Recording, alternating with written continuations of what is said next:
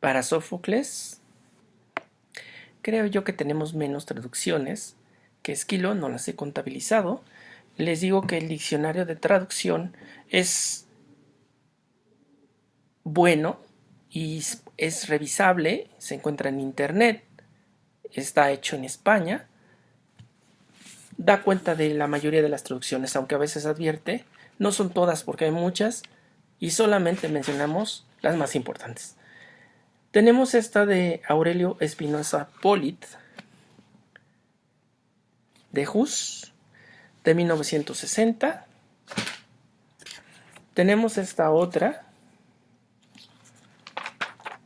que es de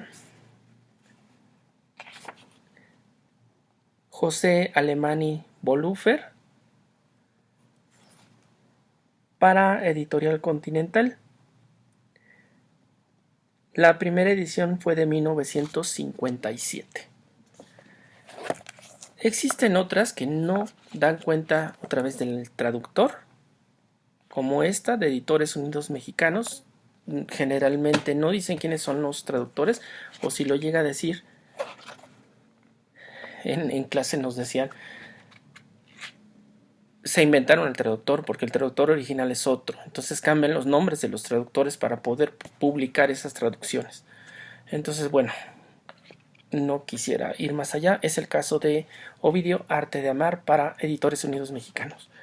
Este no trae el traductor, habría que leer el prólogo y quizá mencione algún traductor, pero puede ser el caso de un traductor inventado.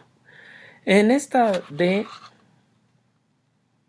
Salvat dice edición y notas, prólogo, introducción, pero no da cuenta del traductor. Seguro también en el prólogo ha de decir, porque generalmente Salvat sí acostumbraba a ponerlo. Esta de Aguilar, y esta dice traducción, prólogo y notas de Ignacio Errandonea. Esta edición original es de 1976, la que yo tengo es de 1987 y son estos libritos pequeños, pues con diferentes nombres, ¿no? La original, que venía incluso en piel, se llamaba Crisol.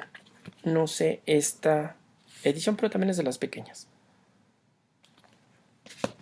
Existe la de Gredos y esta es de Acela Alamillo. Fue editada en el 2000.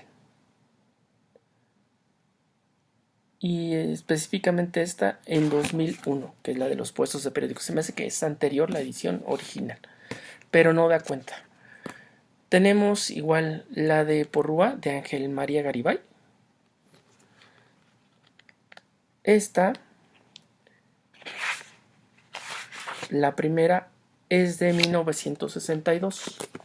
Y bueno, pues existen muchas ediciones también del texto. Yo no tengo muchas en griego, pero tengo esta, las Traquinias, que es una edición griega de la editorial Papiros. Y pues en México estas son bastante raras, no las he visto más que las que yo tengo, que fueron traídas desde Grecia. Sí, entonces bueno, quién sabe, no lo sé. Y existe la edición de los fragmentos, también de Gredos. Esta edición de fragmentos, en el video de Eurípides, en alguno de los videos de Eurípides, comentaba que no hay la traducción de Eurípides, pero pues los tomos son muy grandes de los fragmentos de Eurípides en la edición que les mostraba. Esta edición de los fragmentos de Sófocles es de José María Lucas de Dios y es de 1983. Para Sófocles, y aquí es donde empieza la diferencia con Esquilo, no hay tantos estudios en español. Obviamente tendríamos que revisar las revistas, pero yo estoy hablando específicamente de libros. Este libro es de M.R. Lida de Malkiel, Introducción al teatro de Sófocles para Paidós. Tenemos Anaximandro y la tragedia, la proyección de su filosofía en la Antígona de Sófocles, de Lucas Soares, y es de Editorial Biblos. Y bueno, esta curiosa que me encontré, del ITAM, hicieron una edición específica de Sófocles. Dice Vivir como Sófocles, y es como la introducción, y luego Edipo Rey y Antígona. Entonces incluyeron dos de las tragedias de Sófocles. Quien haya hecho este libro, pues le dio mucha importancia a Sófocles, porque no me vendieron libros de Esquilo y de Eurípides, solo el de Sófocles. Junto con este de Sófocles había también uno de Aristóteles, en fin, había varios, pero no había de Esquilo ni de Eurípides. Ahora, es muy importante recalcar que en las tragedias de Sófocles vamos a encontrar una cuestión religiosa muy profunda, a diferencia de Esquilo, donde sí la hay, o Eurípides, donde la hay, pero pues ya muy alejada del espíritu o la espiritualidad griega.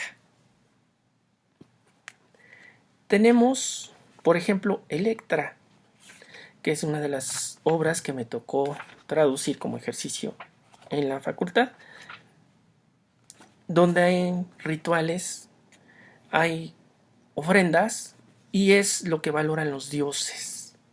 Otra vez es este punto de la soberbia y de quién es piadoso, porque tenemos la escena donde Electra deposita un mechón de cabello en la tumba de su padre. Y esto cambia las cosas. Detalles como este son muy importantes dentro de la espiritualidad griega, o eran muy importantes en la época en que fueron hechos o escritas las tragedias.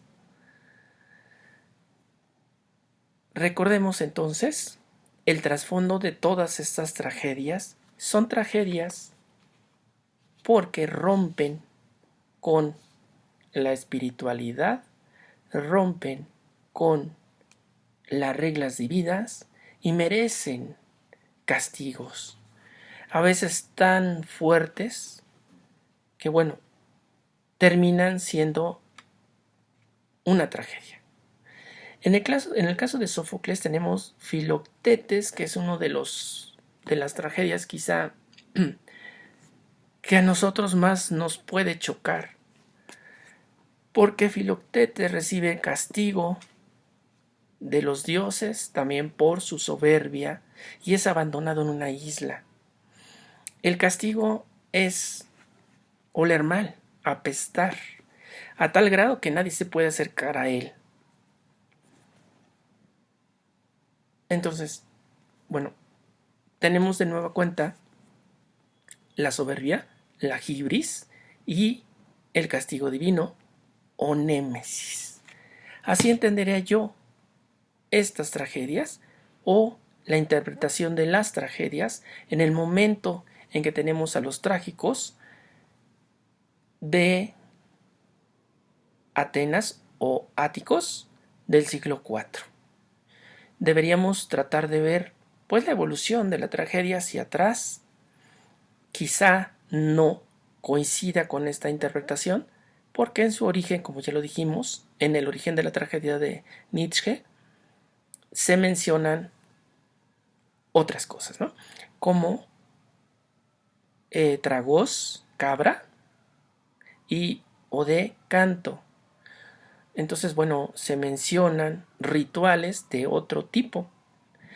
Obviamente las cabras están asociadas a Dioniso, a los rituales propios de Dioniso.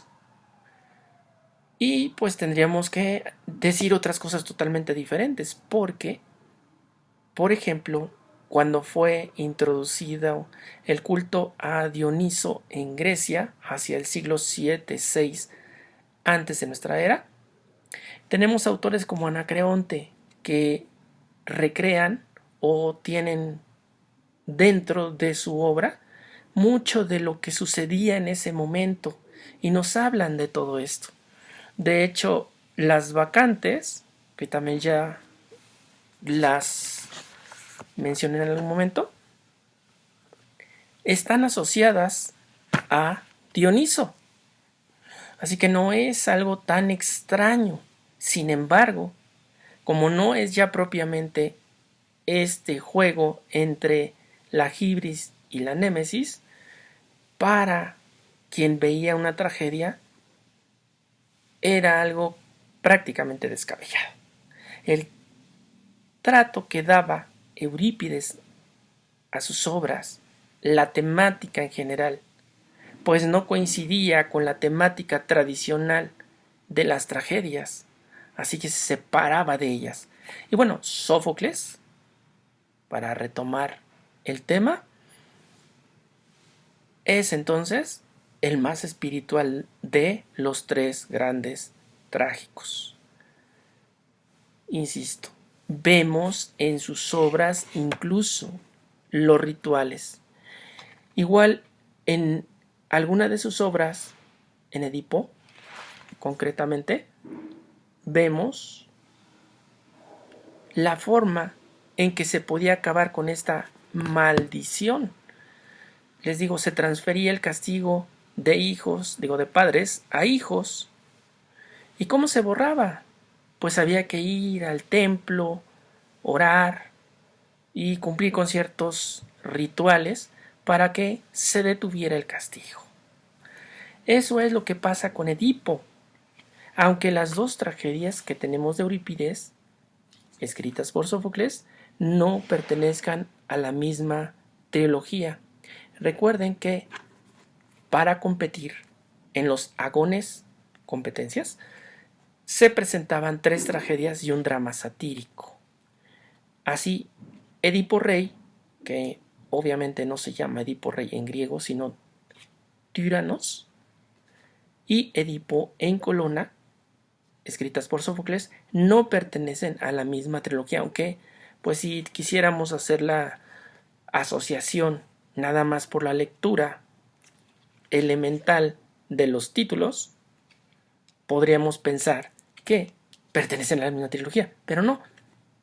Se conservan las listas de las trilogías y sabemos que no pertenecen a la misma trilogía.